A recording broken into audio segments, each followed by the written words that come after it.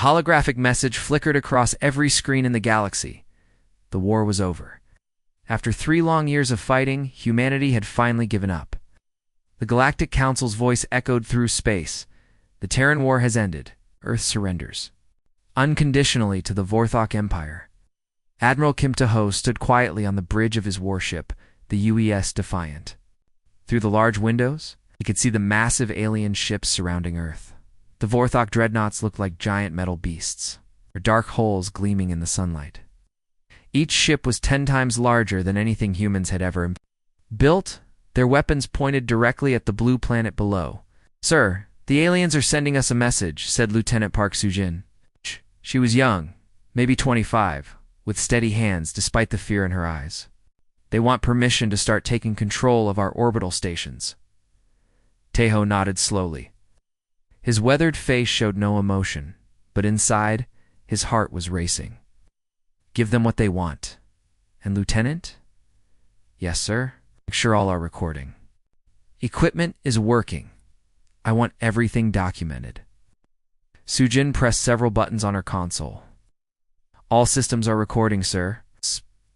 The bridge crew worked quietly around them. They had been fighting this war for 3 years, watching their friends die, seeing their colonies burned. It seemed like everything had been for nothing. The Vorthok had won through sheer numbers and superior technology.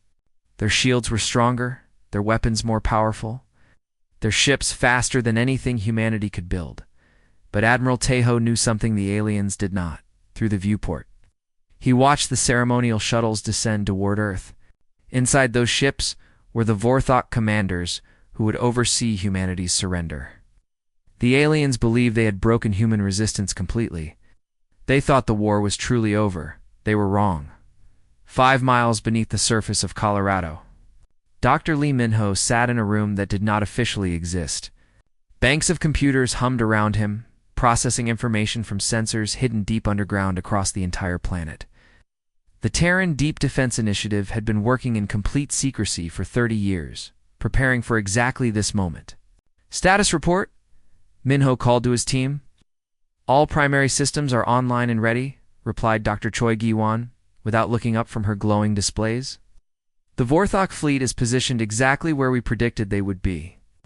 They have no idea what's waiting beneath their feet." Minho allowed himself a small smile.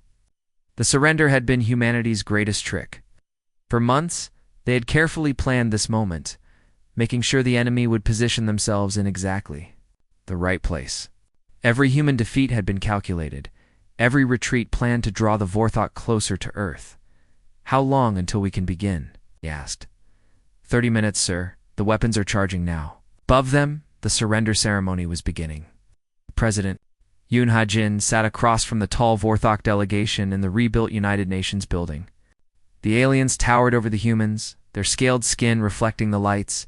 At their eyes, like broken mirrors, showed nothing but contempt for the defeated species before them. "Your military will be destroyed," announced Commander Velthak through his translation device. "Your governments will be dissolved. Your people will be moved to work colonies throughout the galaxy." President Yoon nodded sadly. "We understand. Humanity accepts defeat." But hidden in her wedding ring was a tiny transmitter, sending signals to receivers buried across the globe. Every word spoken in that room was being analyzed by computers deep underground, calculating the perfect moment to spring their trap. The Vorthok had made one critical mistake. They had studied human space defenses carefully, watching every orbital platform and monitoring every weapon in Earth's fleet. They had counted every missile, every fighter, every defensive satellite, but they had never thought to look beneath the planet's surface.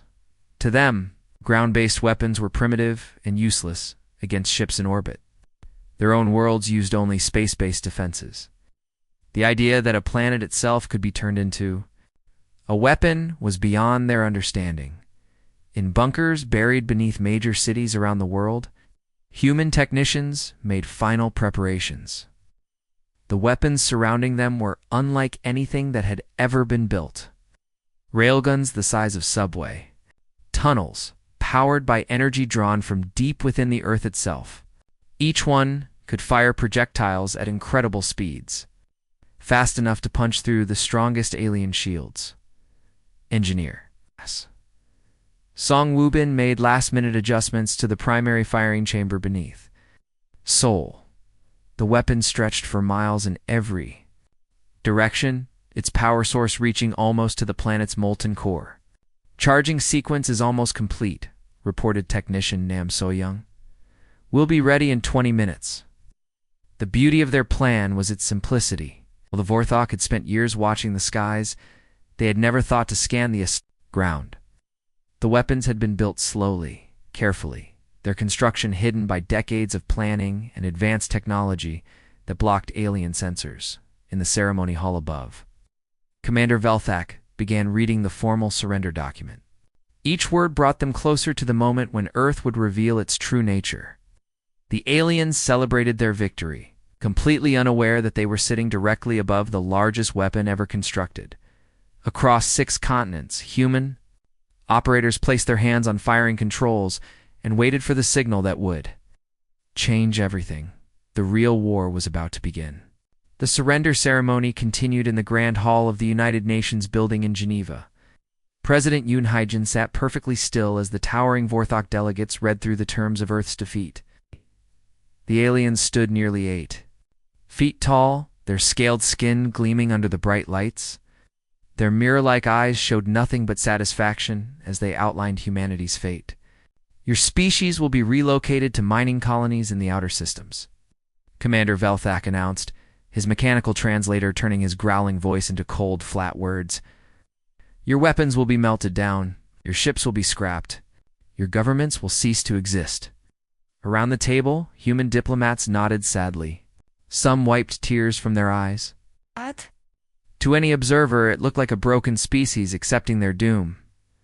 President Yoon folded her hands on the polished table. We understand these terms.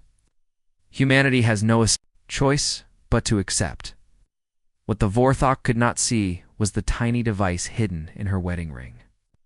It sent out a constant signal to receivers buried beneath every major city on Earth. Every word spoken in that room was being recorded and analyzed.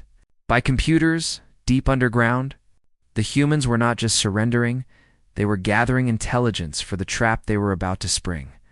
5 miles beneath the city of Seoul, Engineer Song Woo-bin made his final checks on the massive weapon system. Ow.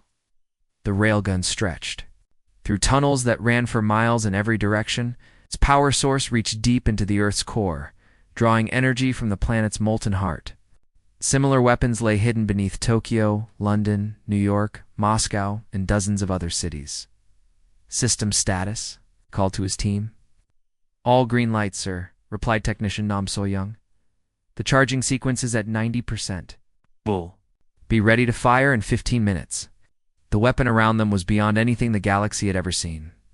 While other species built their defenses in space, humans had turned their entire planet into a fortress.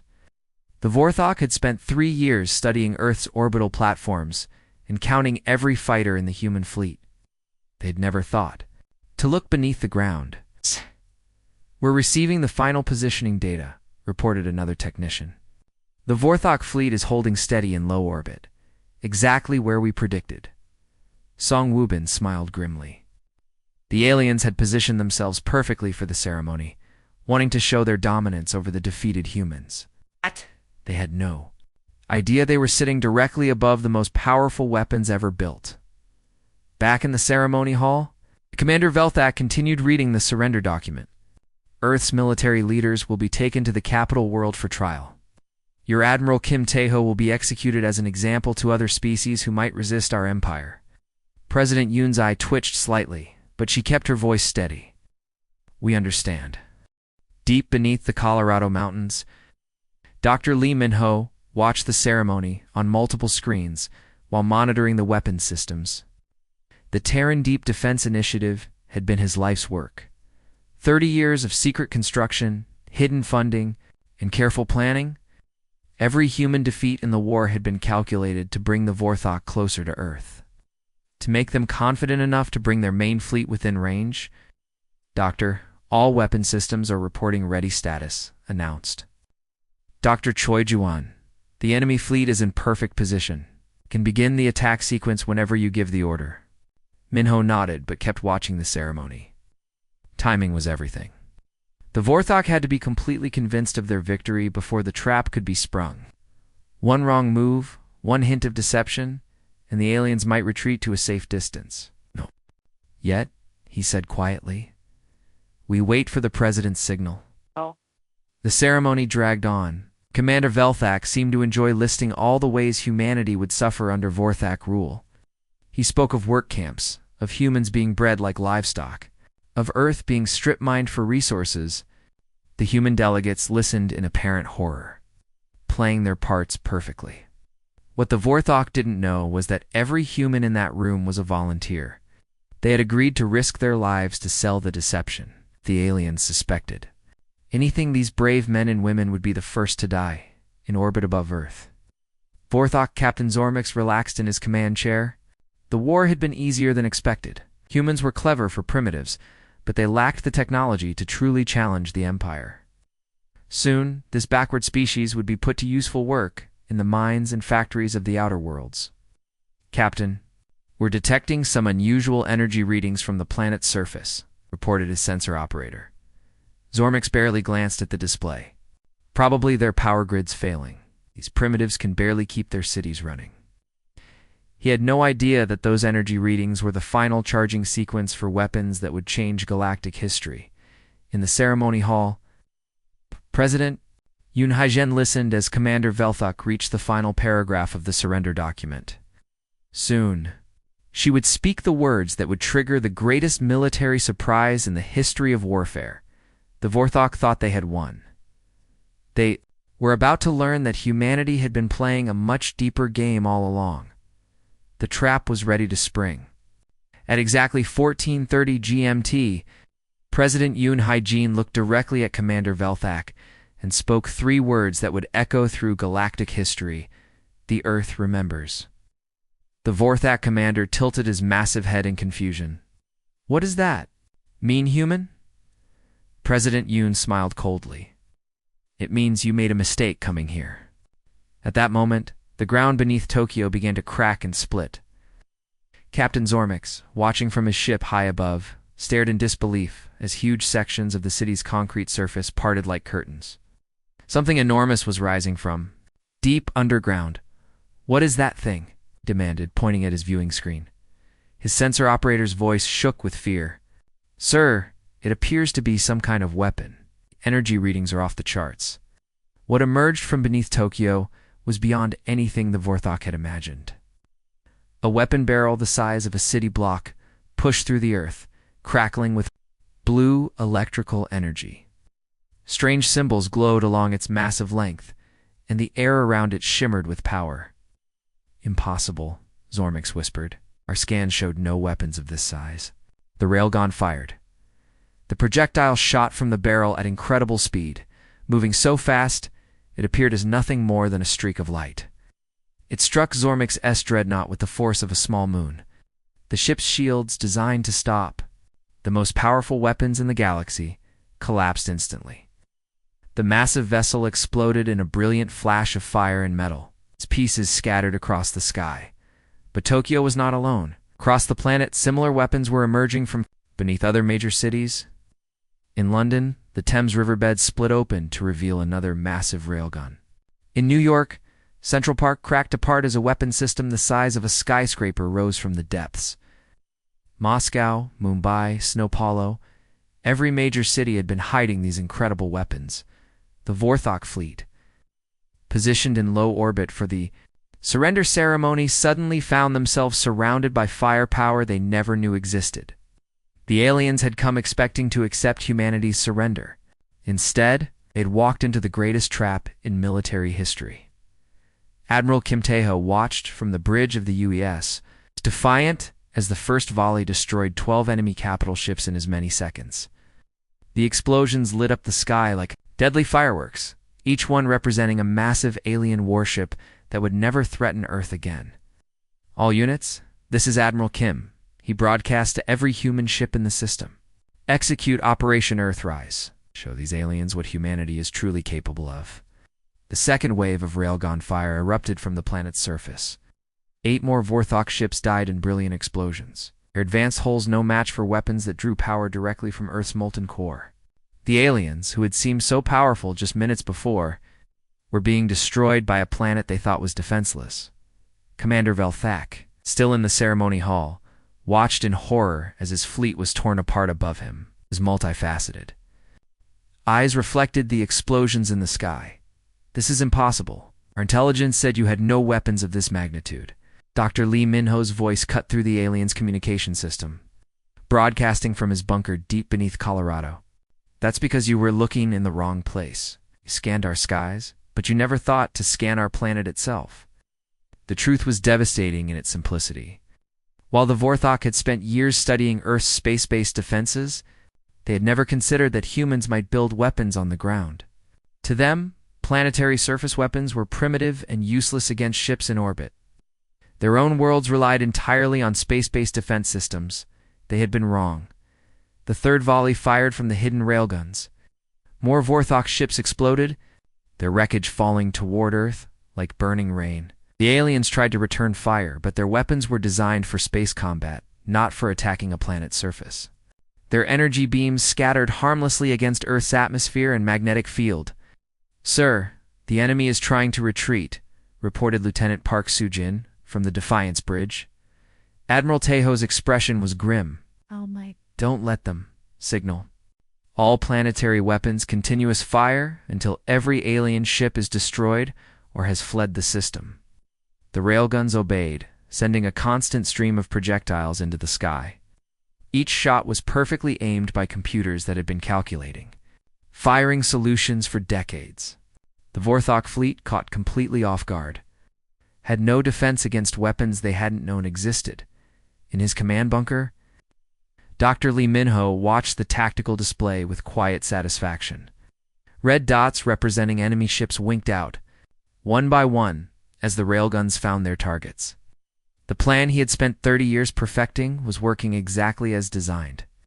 "Doctor, we're receiving surrender requests from several Vorthok vessels," reported Dr. Choi G-1. Minho shook his head. "No surrender. They came here to enslave us. Let them face the consequences." Above them, the battle continued to rage.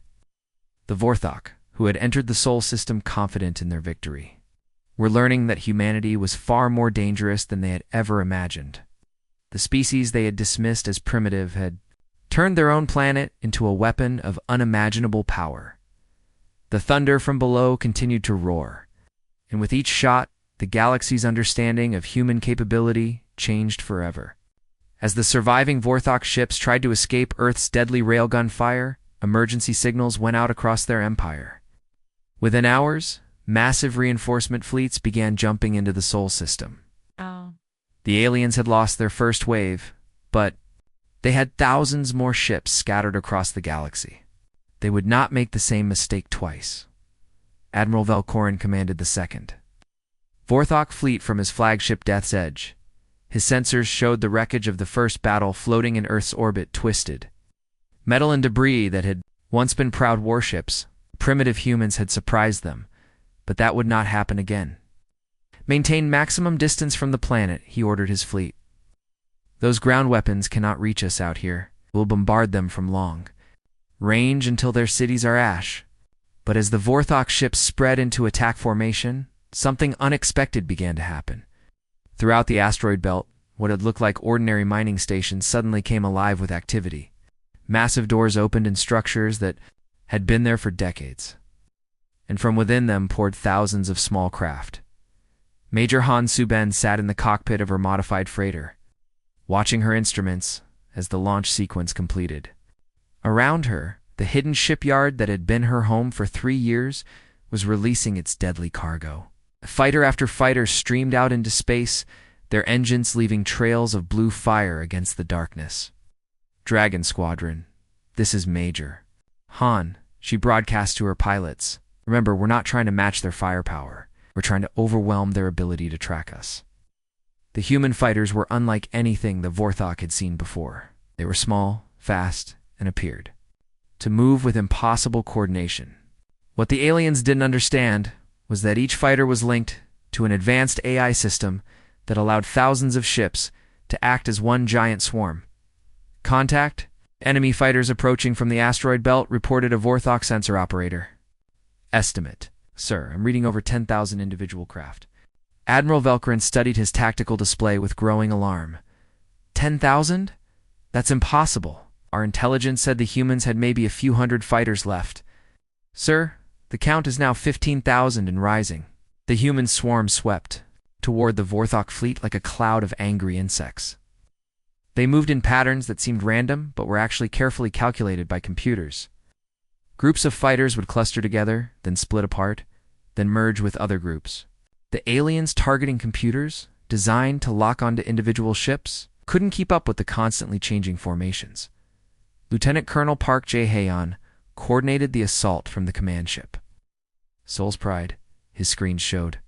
The three-dimensional battle unfolding around Earth. The human fighters moved like schools of fish, flowing around the larger Vorthok ships and striking at weak points in their armor.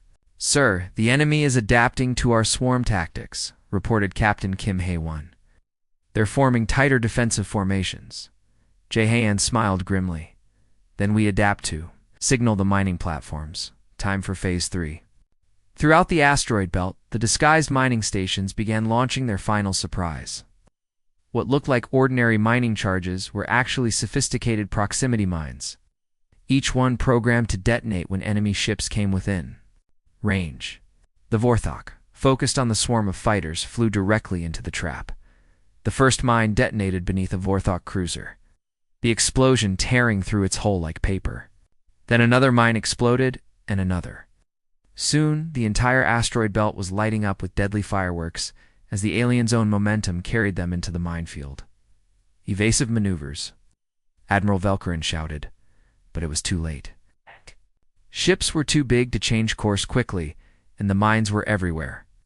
The Death's Edge shuddered as explosions rocked its hull. Major Han Su-bin led her squadron through the chaos, her fighter weaving between the massive alien ships. Vorthok were firing wildly now, trying to hit the human fighters, but their weapons were too slow and too powerful. It was like trying to swat flies with a sledgehammer. Target their weapon systems, she ordered her pilots. Don't try to destroy them, just disable their ability to fight back.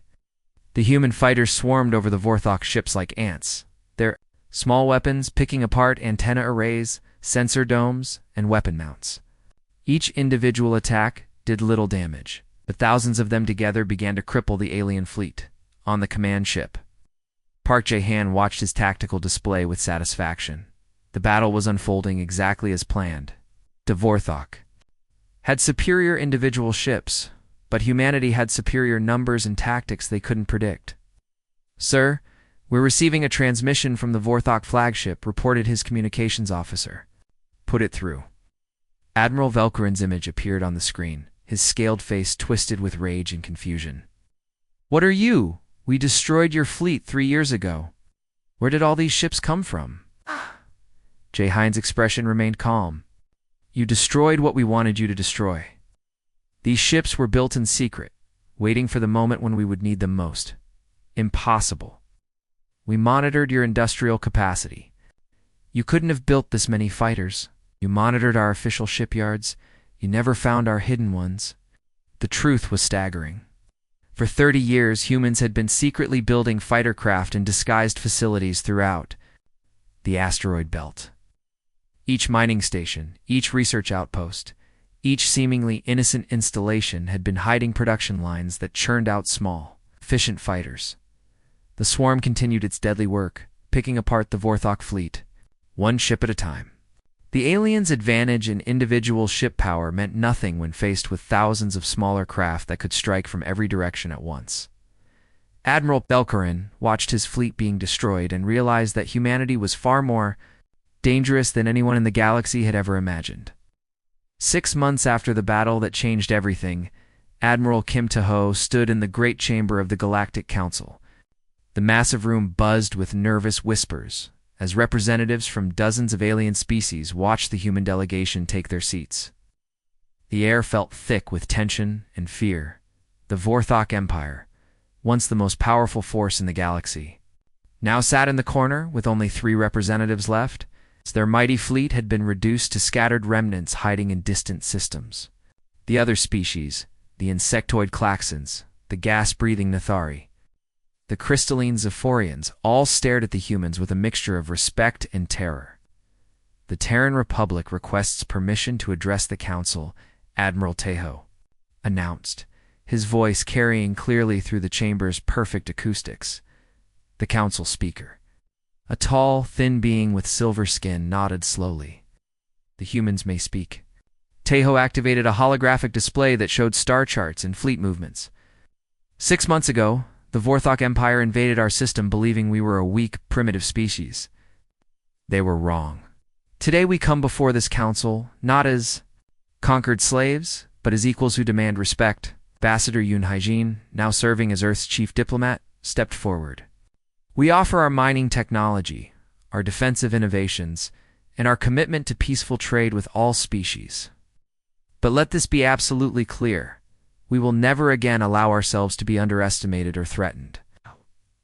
The Vorthok representative, General Kethmer, shifted uncomfortably in his seat. His empire had lost over 70% of its fleet in the failed invasion of Earth. The Council surely understands that the Terran military capabilities must be limited, for the safety of all species. Dr. Lee Minho, now serving as Earth's Minister of Defense, smiled coldly. Our military will follow the same restrictions as every other council member. No more, no less. What he didn't tell them was about Project Prometheus, already under construction in the deepest parts of Earth's mantle. The railgun network that had destroyed the Vorthok fleet was just the beginning. The new weapon system would make those guns look like children's toys. We have concerns, spoke Ambassador Zilthik of the Klaxon Hive. If humans could hide such powerful weapons for so long, what else might they be concealing? The question hung in the air like a dark cloud. Every species in the room was thinking the same thing. If humanity had spent 30 years secretly building planet-killing weapons, what other surprises might they have hidden? Admiral Tejo's expression remained calm. We concealed defensive weapons because we were threatened with extinction. Now that we have a voice in this council, there is no need for such secrecy. But even as he spoke, deep beneath the surface of Earth, construction crews were working around the clock on something that would change the balance of power in the galaxy forever. The lessons of the Vorthok invasion had been learned well in a universe full of predators. The best defense was an offense so terrible that no one would dare test it. The Nathari representative, speaking through a translation device, asked the question everyone was thinking. What assurance do we have that Earth will not use these weapons against peaceful species? The same assurance you give us, replied Ambassador Yoon. We are all civilized beings here. We all want peace and prosperity for our peoples, General. Kethmer stood up, his scaled face showing barely controlled anger. The Vorthok Empire formally protests the admission of the Terran Republic to this council. They are too dangerous, too unpredictable. The Vorthok Empire, Admiral Tejo said quietly, is no longer in a position to protest anything. You came to our world to enslave us. You threatened to destroy our cities and scatter our people across the galaxy. You have no moral authority. To speak of danger, the chamber fell silent. Everyone knew the truth. The Vorthok had brought their destruction upon themselves through their own arrogance and cruelty. The humans had simply been better prepared than anyone had imagined. The council speaker called for a vote. One by one, the species voted to accept humanity into the Galactic Council as full members. Even the Vorthok, faced with the reality of their situation, voted yes. They had no choice. As the session ended and the delegates began to file out, quiet conversations started throughout the chamber. The other species were already beginning to form new alliances, new trading partnerships. Everyone wanted to be on humanity's good side, back on Earth. In the deep construction sites beneath the planet's surface, the work continued. Dr. Lee Minho stood in the main control room, watching progress reports from around the globe. The new weapon system was ahead of schedule. Doctor, the council session went well, reported Dr. Choi Juan. We're officially members now. Minho nodded, but his attention was focused on the construction data. Good, but we can't become complacent. The galaxy is full of species who might decide humans are too dangerous to exist, and if they do, Minho smiled grimly. Then they'll discover that the weapons they've seen so far were just the beginning. Project Prometheus will ensure that no one ever again threatens Earth, or its people. The age of underestimating humanity was over. The galaxy had learned to fear and respect the species from the small blue planet.